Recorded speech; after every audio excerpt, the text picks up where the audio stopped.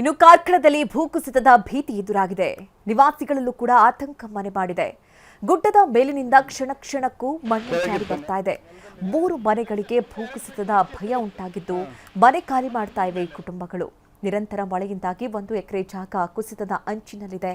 ಒಂದೇ ರಾತ್ರಿ ಮನೆ ಸಮೀಪ ಬಂಡೆ ಜಾರಿ ಬಂದು ಅಲ್ಲಾಗಿರುವಂತಹ ಪರಿಸ್ಥಿತಿಯನ್ನು ಕೂಡ ಗಮನಿಸ್ತಾ ಇದ್ದೀರಿ. ನಿಜಕ್ಕೂ ಬೆಚ್ಚಿ ಬೀಳಿಸುವಂತಹ ಘಟನೆ ಇದು.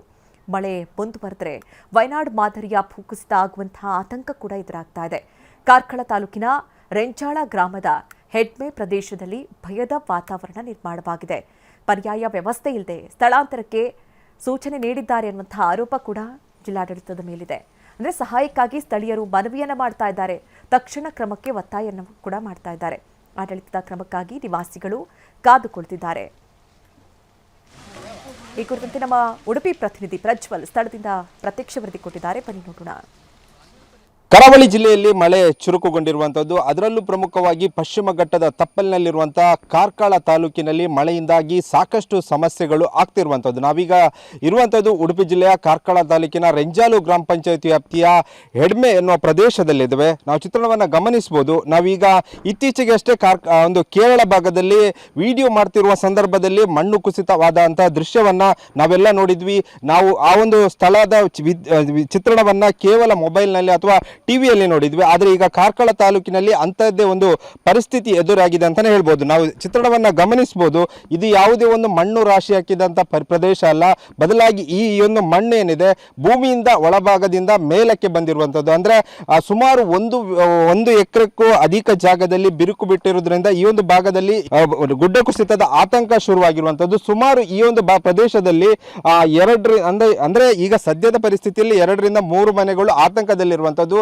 ಸುಮಾರು 1 ಎಕರೆಯಲ್ಲಿ ಏನಾದರೂ ಭೂ ಕುಸಿತ ಆದರೆ ದೊಡ್ಡ ಒಂದು ಆಘಾತ ಅಥವಾ ದೊಡ್ಡ ಒಂದು ಅಪಾಯ ಆಗುವ ಸ್ಥಿತಿ ಎದುರಾಗುತ್ತೆ. ಯಾಕಂದ್ರೆ ಸುಮಾರು 12 ರಿಂದ 13 ಮನೆಗಳು ಇರುವಂತದ್ದು. ಸಾಕಷ್ಟು ಮನೆಯಲ್ಲಿ ಎಲ್ಲ ನಿವಾಸಿಗಳು ಮನೆಯಲ್ಲೇ ಇರ್ತಾರೆ. ಆ ಒಂದು ಸಂದರ್ಭದಲ್ಲಿ ಏನಾದರೂ ಭೂಕುಸಿತ ಆದರೆ ದೊಡ್ಡ ಸಮಸ್ಯೆ ಎದುರಾಗುವಂತ ಸಾಧ್ಯತೆ ಇರುವಂತದ್ದು. ಯಾಕಂದ್ರೆ ಕಳೆದ ಬಾರಿ ನಾವು ವಯನಾಡಿನಲ್ಲಿ ಏನು ಚಿತ್ರಣ ಗಮನಿಸಿದ್ವಿ, ಅದೇ ಪರಿಸ್ಥಿತಿ ಈ ಒಂದು ಕಾರ್ಕಳದಲ್ಲಿ ಆಗೋದ್ರಲ್ಲಿ 2 ಮಾತಿಲ್ಲ ಅಂತಾನೆ ಹೇಳ್ಬೋದು. ನಾವು ಚಿತ್ರಣವನ್ನ ಗಮನಿಸಬಹುದು. ದೂರದಲ್ಲಿ ಒಂದು ತಡೆಬೇಲಿಯನ್ನು ಹಾಕಿರುವಂತದ್ದು, ಯಾರು ಈ ಒಂದು ಪ್ರದೇಶಕ್ಕೆ ಹೋಗಬಾರ್ದು ಅನ್ನುವ ಎಚ್ಚರಿಕೆಯನ್ನ ಸ್ಥಳೀಯ ಆಡಳಿತ ಮಾಡಿರುವಂತದ್ದು. ಈಗಾಗಲೇ ಜಿಲ್ಲಾಧಿಕಾರಿ ಈ ಒಂದು ಸ್ಥಳಕ್ಕೆ ಭೇಟಿ ಕೊಡ್ತಾರೆ ಅಂತ ಭರವಸೆಯನ್ನು ಕೊಟ್ಟಿದ್ದಾರೆ. ಆದರೆ ಇಲ್ಲಿಯ ತನಕ ಭೇಟಿ ಕೊಡಲಿಲ್ಲ. ಅದೇ ರೀತಿಯಾಗಿ ಇಲ್ಲಿಯ ತಹಶೀಲ್ದಾರ್ಗಳು ಬಂದು ಇಲ್ಲಿರುವಂತಹ ಮನೆಯವರನ್ನ ಸುರಕ್ಷಿತ ಸ್ಥಳಕ್ಕೆ ಶಿಫ್ಟ್ ಮಾಡಲಿಕ್ಕೆ ಎಲ್ಲ ವ್ಯವಸ್ಥೆಗಳನ್ನ ಮಾಡಿದ್ದಾರೆ. ಆದರೆ ಸುರಕ್ಷಿತ ಸ್ಥಳ ಎಲ್ಲಿ ಎಂಬುದನ್ನ ಇಲ್ಲಿಯ ತನಕ ಅವರಿಗೆ ಸ್ಪಷ್ಟಪಡಿಸಿಲ್ಲ. ಕೇವಲ ಶಾಲೆಯಲ್ಲಿ ಅವರಿಗೆ ಸುರಕ್ಷಿತ ಸ್ಥಳಕ್ಕೆ ಶಿಫ್ಟ್ ಮಾಡುವಂತ ಕೆಲಸಕ್ಕೆ ಮುಂದಾಗ್ತೇವೆ ಅಂತ ಅಧಿಕಾರಿಗಳು ಹೇಳಿದ್ದಾರೆ. ಆದರೆ ಅಲ್ಲಿ ವ್ಯವಸ್ಥೆ ಯಾವ ರೀತಿಯ ಮಟ್ಟಿಗಿದೆ ಎಂಬುದನ್ನು ಕೂಡ ಇಲ್ಲಿಯ ತನಕ ಇಲ್ಲಿಯ ಸ್ಥಳೀಯರಿಗೆ ಹೇಳಿಲ್ಲ ಎಂಬ ಆರೋಪವನ್ನ ಸ್ಥಳೀಯರು ಮಾಡ್ತಿರುವಂತದ್ದು. ಅದೇ ರೀತಿಯಾಗಿ ನಾವು ಚಿತ್ರಣವನ್ನ ಗಮನಿಸಬಹುದು.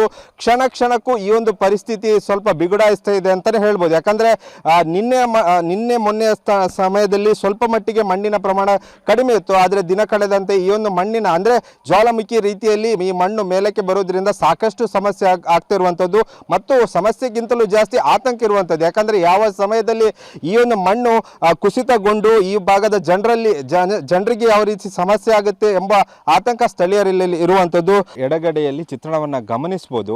ಆ ಒಂದು ಮನೆ ಏನಿದೆ ಅಲ್ಲಿರುವಂತ ಅಂದ್ರೆ ಆ ಮನೆಯಲ್ಲಿರುವಂತ ನಿವಾಸಿಗಳು ಪ್ರತಿನಿತ್ಯ ಆತಂಕದಲ್ಲೇ ಇರುವಂತದ್ದು. ಕಳೆದ 4-5 ದಿನದಿಂದಲೂ ಆತಂಕದಲ್ಲೇ ದಿನ ದೂಡಬೇಕಾದಂತ ಪರಿಸ್ಥಿತಿ ಇರುವಂತದ್ದು. ಒಂದು ಕಡೆಯಲ್ಲಿ ಜನಪ್ರತಿನಿಧಿಗಳು ಅಧಿಕಾರಿಗಳು ಇಲ್ಲಿ ಭೇಟಿ ಕೊಟ್ಟಿದ್ದಾರೆ. ಅವರನ್ನ ಒಂದು ಸುರಕ್ಷಿತ ಸ್ಥಳಕ್ಕೆ ಶಿಫ್ಟ್ ಮಾಡಬೇಕಂತ ಹೇಳಿದ್ದಾರೆ.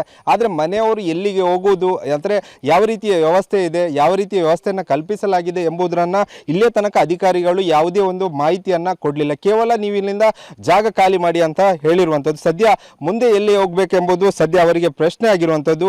ಒಂದು ಬೇರೆ ಕಡೆಯಲ್ಲಿ ಒಂದು ವ್ಯವಸ್ಥೆಯನ್ನ ಕಲ್ಪಿಸಿಕೊಡುವಂತ ಕೆಲಸವನ್ನ ಜನಪ್ರತಿ ಅದೇ ರೀತಿ ಜಿಲ್ಲಾಡಳಿತ ಮಾಡಬೇಕಾದಂತ ಅನಿವಾರ್ಯತೆ ಇರುವಂತದ್ದು. ಕ್ಯಾಮರಾಮ್ಯಾನ್ ದಿನೇಶ್ ಜೊತೆ ಪ್ರಜ್ವಲ್, ಅಮೀನ್, TV9 ಉಡುಪಿ.